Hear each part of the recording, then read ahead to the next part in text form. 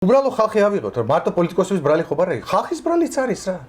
ჩვენ ყველანი ძალიან ბევრი ცხოვრობს უზნეოდ რა, ბევრი. ყველა ღმერთო აიფარს ყველა. საკმაოდ ხალხი რამდენადაც შესაძლებელი რომ მაღალ ზნეობრივ ცხოვრობს, მიუხედავად ამ საშინელი მდგომარეობისა.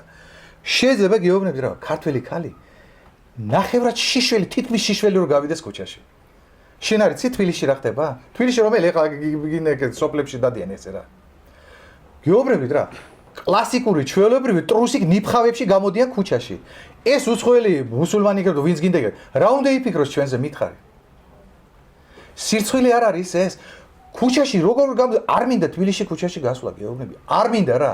მცხვენია ზოგჯერ ხედავ რომ კაცებსაც როგორ მცხვენია რომ ხედავენ ქუჩაში რომ ქალი მიდის ახალგაზრდა ტრუსიკით რა, ჩვეულებრივი ტრუსებით რა, გესმით თქვენ? შიშველი თითქმის რა.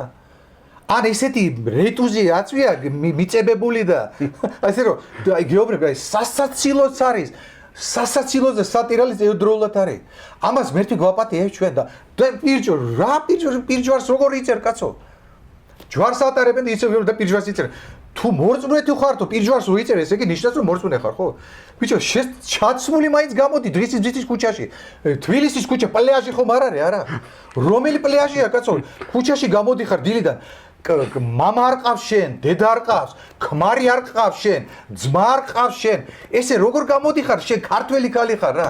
შიშველა როგორ გამოდიხარ ქუჩაში?